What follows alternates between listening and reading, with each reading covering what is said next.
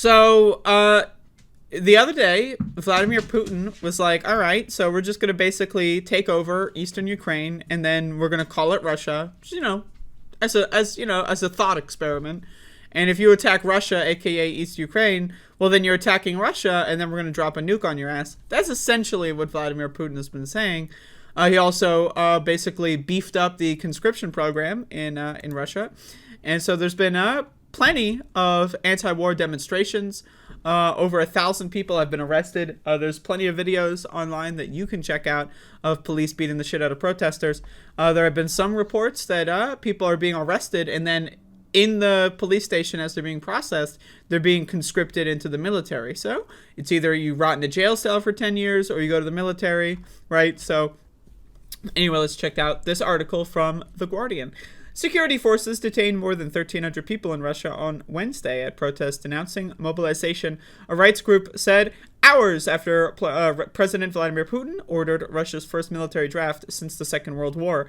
The independent OVD Info Protest Monitoring Group said that according to information it had collated from 38 Russian cities, more than 1,311 people have been held by late evening.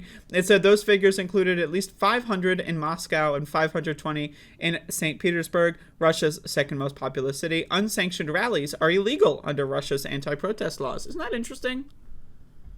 You have a great country here. It's illegal to protest. It's a great country. Yeah, freedom. Fuck yeah. Russian Interior Ministry official Irina Volk, in a statement quoted by Russian news agencies, said officers had cut short attempts to stage what it had called small protests. Quote, in a number of regions, there were attempts to stage unauthorized actions, which brought together an extremely small number of participants. I love that. They always try to minimize it. Extremely small. Thousands in the streets, but extremely small. Whatever. Now, again, it's not like protesting in the U.S., right? It's not like in the U.S. you technically, now, again, it doesn't really matter, and cops violate it all the time, but in the U.S., technically, you have a right to protest, right?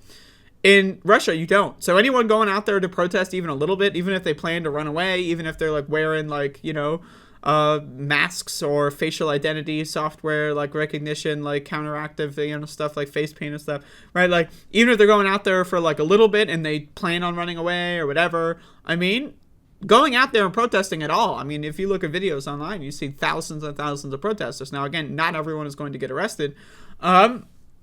Those that are arrested are just a smaller percentage. But again, that's crazy. Getting several thousand people protesting something when all of them know that they're breaking the law, that's one of the things about protesting in the U.S., right? Is you always have a lot of people that love protesting, but then 90% of them are afraid to break the law. You say, all right, we're going to, hold up traffic or whatever. And then, and then people are like, whoa, oh, we're going to stay out past curfew. And then people are like, oh, well, I don't want to, in Russia, these motherfuckers, they go out there and they're like, yeah, fuck this shit, which I respect.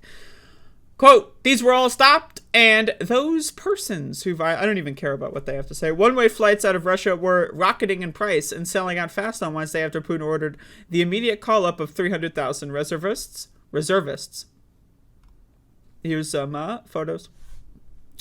The Visna opposition movement called for protests, saying thousands of Russian men, our fathers, brothers, and husbands, will be thrown into the meat grinder of the war. What will they be dying for? What will mothers and children be crying for? That's a good series of questions. But anyway, you can read the rest of this if you'd like. There's a lot going on in Russia right now.